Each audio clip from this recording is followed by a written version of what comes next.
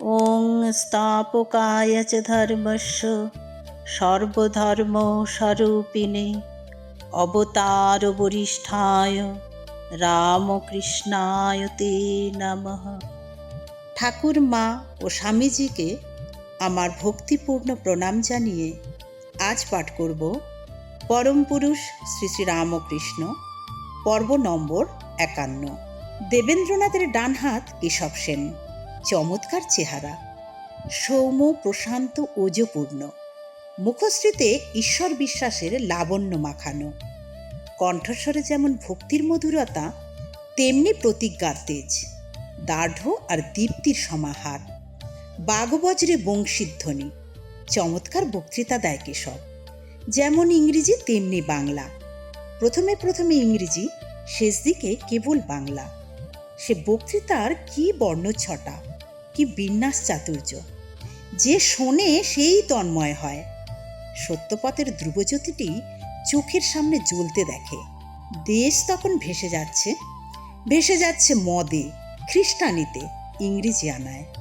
উচ্ছনে যাবার জন্যে পাগল হয়ে ছোটাছুটি করছে চারদিকে। ছুটতে বা পারছে কই? নর্দমায় টলে পড়ছে। কাঁচা নর্দমার পাকের মধ্যে সার শুয়ে আছে মাতালেরা।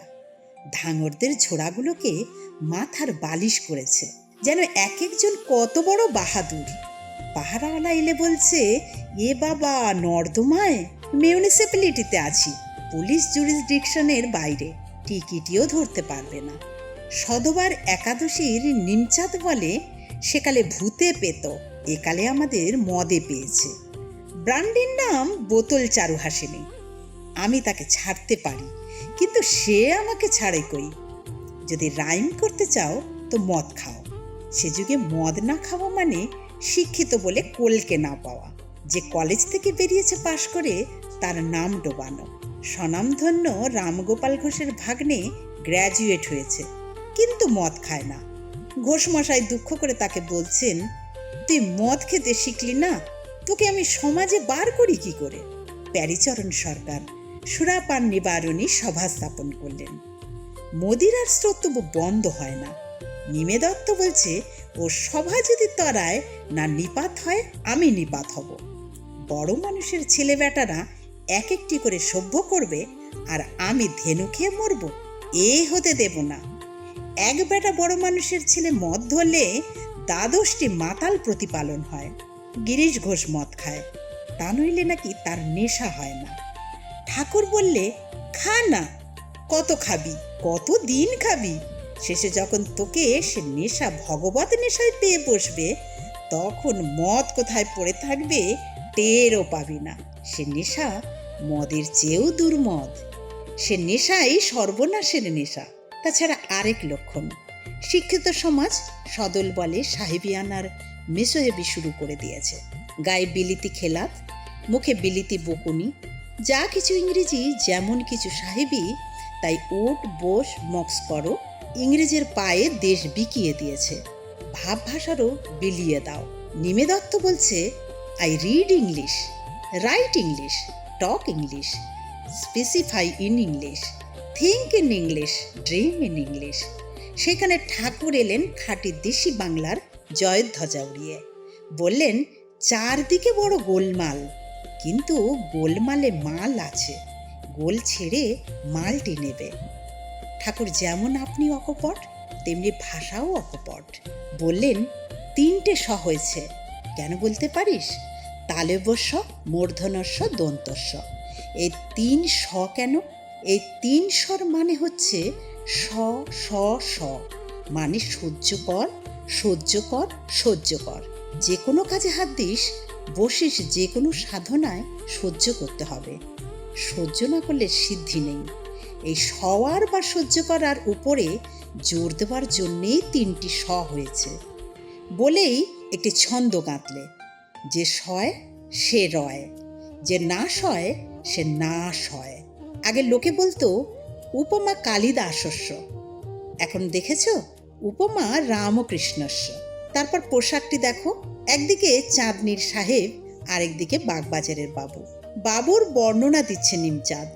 ভোলাচাঁদকে দেখে বলছে, তুমি যে বাবু সেজে বাহার দিয়ে এসেছো, মাথার মাঝখানে শীতে, গায়ে নিনুর হাফচাপকান, গলায় বিলাতি ঢাকাই চাদর, বিদ্যাসাগর পেড়ে ধুতি পরা, গরমিকালে হোল মোজা পায়, তাতে আবার ফুল কাটা গার্ডার, জুতোর ফিতের বদলে রূপার বগলস, হাতে হাড়ের হ্যান্ডেল, বেতের ছুরি, আঙুলে 2টি আংটি। ভোলাচাঁদ ইংরেজিতে বলছে, father in law gift sir, you my father in law sir. আর রামকৃষ্ণের পরনে লাল পেড়ে ধুতি, গায়ে বড়জোর একটি মার্কিনের জামা, পায়ে কালো বার্নিশ করা চটি, বড়জোর কখনো কচ্ছির হাফ মোজা। মাস্টারকে বললেন, গোটা 2-1 মার্কিনের জামা দিও। সকলের জামা তো পরি না, ক্যাপ্টেনকে বলবো মনে করেছিলাম, তা তুমিই দিও। মাস্টার বসেছিল, উঠে দাঁড়ালো, কৃতার্থের মতো বললে, যে আজ্ঞে। কিন্তু ঠাকুর যখন ভদ্রলোক ছেড়ে ভাবলোকে আসেন, তখন তিনি মঙ্গলায়তন হরি, তখন তিনি সকলেশ্বর। তার ললাট ফলকে কস্তুরী তিলক, বক্ষস্থলে কৌস্তব, নাসাগ্রে নবমৌক্তিক, করতলে বেণু, সর্বাঙ্গে হরিচন্দন। তিনি অহেতুক দয়ানিধি। তখনকার দিনের লোকেরা প্রণাম করে না, প্রণাম করাকে কুসংস্কার বলে। প্রণাম না করে বলে গুড মর্নিং। বলবার সময় তর্জনীটা একবার একটু কপালে ঠেকায়, ঘাড়টা মোটা করে রাখে, কারো কাছে মাথা নোয়ায় না। মাথা নোয়ালেই যেন মানটি খোয়া যাবে। ওরে মাথা নত কর, যেখানে যেটুকু গুণ দেখছিস সেখানেই তুই ঈশ্বরকে দেখছিস। ঈশ্বর যে গুণগুরু, গুণাতীত হয়ে তিনি যে গুণবর্ধ, সে গুণের কাছে মাথা নোয়া। ঈশ্বরকে স্বীকার করলেই তো নিজেকে মান দিলি। যার এই মান সম্বন্ধে হুঁশ আছে সেই তো মানুষ। যে বোঝে সে অনৃতের সন্তান নয়, অমৃতের সন্তান, সেই তো যথার্থ মানি। দক্ষিণেশ্বরের মন্দির মানে প্রণাম শেখার পাঠশালা। বাগবাজারের বোসপাড়াগুলির মোড়ে বসে আছে গিরিশ ঘোষ। ঠাকুর গাড়ি করে যাচ্ছেন সেখান দিয়ে। গিরিশকে দেখেই ঠাকুর প্রথমে প্রণাম করলেন, প্রণাম ফিরিয়ে দিল গিরিশ। ঠাকুর আবার প্রণাম করলেন তক্ষুনি। যতবার গিরিশ প্রণাম ফেরায় ততবার ঠাকুর আগ বাড়িয়ে নতুন আরেকটা প্রণাম করে বসেন। কাহাতুক চালানো যায় এই প্রণামের প্রতিযোগিতা। ক্ষান্ত হলো গিরিশ ঘোষ, কিন্তু প্রণামে ঠাকুরের নিবৃত্তি নেই। গিরিশের থামবার পরেও আরেকবার প্রণাম করলেন ঠাকুর। গিরিশ ঘোষ বললেন, দক্ষিণেশ্বরের পাগলা বামুনটার সঙ্গে প্রণামে আর টক্কর দেওয়া চলে না, ওর ঘাড় ব্যথা হয় না কিছুতে। ঠাকুর জগন্মাতাকে প্রণাম করছেন আর বলছেন, ভগবত ভক্ত ভগবান জ্ঞানীর চরণে প্রণাম, ভক্তের চরণে প্রণাম, সাকারবাদীর চরণে প্রণাম, নিরাকারবাদীর চরণে প্রণাম, সর্বতীর্থময় হরি, সর্বভূতে সর্বজীবে প্রণাম। গিরিশ ঘোষ বলে, রাম অবতারে ধনুর্বাণ নিয়ে জগৎ জয় হয়েছিল, কৃষ্ণ অবতারে জগৎ জয় হয়েছিল বংশীধ্বনিতে, আর রামকৃষ্ণ অবতারে জগৎ জয় হবে প্রণাম মন্ত্রে। নাম করো আর প্রণাম করো, প্রকৃষ্ট রূপে নামই তো প্রণাম। আরেক হাওয়া চলছিল সে যুগে, খ্রিস্টানির হাওয়া। যেহেতু ইংরেজের ধর্ম সেহেতু আর কথা নেই, মেতে যাও। হিন্দু ধর্ম মানে পুতুল পুজো, স্রেফ ছেলে খেলা। শিক্ষার আলোতে এসে ওসব কুসংস্কার মানতে কেউ রাজি নয়। গীতা উপনিষদের কেউ নাম শোনেনি। চণ্ডী, সে আবার কি মাথা মুন্ডু। চৈতন্যদেবের বাড়ি কোথায় তা কে জানে। ভাগবত, ও তো কথকের কথা। সে যুগে কথকের কথা মানে আষাঢ়ে গল্প। যদি কেউ কিছু আজগবি কথা বলে, ভদ্রলোকেরা অমনি বলে বসে, এ কথকের কথা। ভদ্রলোকেরা শোনে না কথকথা, তার চেয়ে গাজায় দম দেওয়া ভালো। তবে তোমরা পড়ো কি? পাদ্রীরা বাড়ি বাড়ি বাইবেল দিয়ে গেছে, তাই পড়ি এক আধটু। ইংরেজিতে লেখা, বেশ বোঝা যায় সহজে। দেশের কতগুলো মাতাল লোক খ্রিস্টান হয়ে গেল। দেখা দেখি আরও অনেকে, যেন একটা হুজুগ পড়ে গেল। গা ভাসিয়ে দিল গড্ডালিকায়।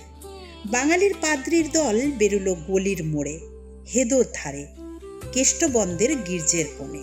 কালো পাহাড় মুসলমান হয়েছিল, এরা হলো সাদা পাহাড়। এদের ধর্মের মধ্যে কর্ম শুধু হিন্দু দেবদেবীর গালপাড়া। সবচেয়ে ঝাল বেশি কালী আর কৃষ্ণের ওপর। কালী ন্যাংটা আর কৃষ্ণ ননিচোর। শ্রোতার দল মেতে ওঠে।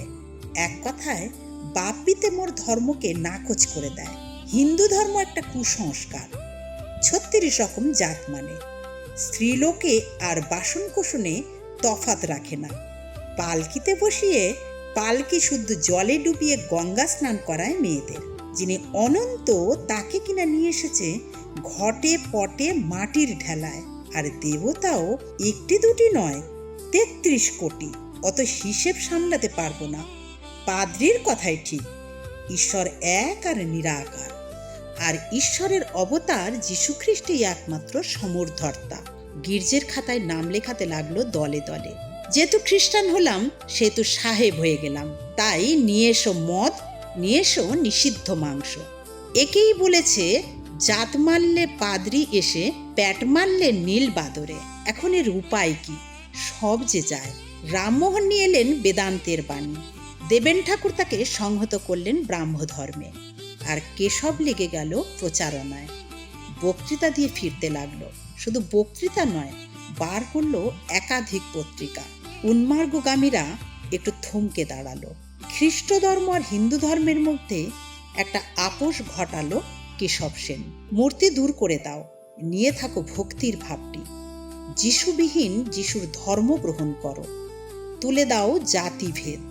আর যদি দেশের মুক্তি, আত্মার মুক্তি চাও, মুক্তি দাও স্ত্রী জাতিকে। বেশ ভাব, ইংরেজের ধর্ম খ্রিস্টানীয় আছে, বাপ্পিতে মোর ধর্ম ইদুয়ানীয় আছে। চলো ব্রাহ্ম সমাজে গিয়ে নাম লেখাই। কেনারাম ডেপুটিকে জিজ্ঞেস করলে নিমচাঁদ, তুমি তো ব্রাহ্ম হয়েছ, হিন্দু শাস্ত্রের ৩৩ কোটি দেবতার সব ত্যাগ করেছ, না দুটি একটি রেখেছ? সাধ্য হয় তোমার, যথার্থ করে বলো। কেনারাম বললে, আমি কেতাব না দেখে উত্তর দিতে পারি না। আপনি ভারী শক্ত প্রশ্ন করেছেন। দূর বেটা ঘটিরাম, নিমচাঁদ ঝাঁঝিয়ে উঠল। তুমি ব্রাহ্ম ধর্ম যত বুঝেছ তা এক আঁচড়ে জানা গিয়েছে। যখন ব্রাহ্ম ধর্মের শর্ত হচ্ছে এক ও মেবাদ দ্বিতীয়ম, তখন ৩৩ কোটি দেবতার সব ত্যাগ করেছিস কিনা বলতে কতক্ষণ লাগে? কেনারাম চিন্তিত মুখে বললে, একটি আধটি ঠাকুর হলে খপ করে বলা যায়, ৩৩ কোটির কথা ঝাঁ করে বলা যায় না। কি জানি, যদি দুটো একটা রাখবার মতো হয়, ব্রাহ্ম ধর্ম বুঝুক আর না বুঝুক, লোক তো আগে ফিরুক পাদ্রীদের খপ্পর থেকে, হুজুকটা তো বন্ধ হোক। কেশবের বাগ্মিতায় আর ধর্ম সাধনায় বিশ্বাস ফিরে এলো উদ্ভ্রান্তদের। ঝাড়াই বাছাই করে যদি দেশের মাঠেই পাই, তবে কেন আর যাই বিদেশের মাটিতে? কিন্তু ব্রাহ্ম সমাজে নাম লিখলেই তো শুধু চলবে না, নিতে হবে নীতি আর পবিত্রতার পাঠ, সত্যনিষ্ঠা আর পরোপকারের ব্রত। ব্যান্ড অফ হোপ নামে একদল খুলল বেশক। মদ তামাক খাবো না, ছোবো না নিষিদ্ধ মাংস। নিমচাঁদকে শাসালো রামধন, তুমি বসো, আমি তোমার শ্রাদ্ধের আয়োজন করে আসছি। নিমে বললে, ব্রাহ্মমতে করো বাবা, অনেক বৃষ পার করেছি, এখন আর বৃষ উৎসর্গ ভালো লাগবে না। এরপর আবার আরেক দল উঠল, যারা ঠাকুর দেবতাও মানে না, নিরাকার ব্রহ্মও বোঝে না। তারা নাস্তিক, সংশয়ে ছিন্ন বিচ্ছিন্ন, কোনটা যে ধরবে ঠিক করতে পারছে না, হাল ছাড়া নৌকার মতো দিশেহারা হয়ে ঘুরে বেড়াচ্ছে। আরেক দল উঠল, যারা প্রত্যক্ষবাদী, ধর্মটর্মর ধার ধারে না, ইন্দ্রিয়ের বাইরে জানে না আর কোনো অনুভূতির অস্তিত্ব। চারদিকে বিশৃঙ্খলা, অশান্তি, একটা ঝোড়ো হাওয়ার এলোমেলো ধুলো। এমন সময় ঠাকুর এলেন, সনাতন ধর্মের শাশ্বত জ্যোতির স্নিগ্ধতা নিয়ে, বিশ্ব বিস্তীর্ণ উদার উন্মুক্তি নিয়ে, হিন্দু ধর্মের উজ্জ্বলন্ত প্রতীক হয়ে, নির্গলিত ভাষ্য হয়ে। নিয়ে এলেন শান্তি, সাম্য, সামঞ্জস্য। নিয়ে এলেন সঙ্গতি, সংহতি, সমন্বয়। খণ্ডের ঘরে ক্ষুদ্রের ঘরে রইলেন না, এলেন একেবারে ভুবন জোড়া আসন মেলে। নিয়ে এলেন সত্য, শৌচ, দয়া, শান্তি, ত্যাগ, সন্তোষ আর আর্জব, সম, দম, তপ, সাম্য, তিতিক্ষা, শ্রুত আর উপরতি। নিয়ে এলেন প্রেম, প্রেমের অমোঘ মহিমা। ভগবান ভূতভাবন হিন্দু ধর্মের মন্ত্রাঙ্কিত পতাকা নিয়ে অবতীর্ণ হলেন দক্ষিণেশ্বরে। ইয়াদা ইয়াদা হি ধর্মস্য গ্লানির্ভবতি ভারত। হতপ্রভ সূর্য উদ্দীপিত হল।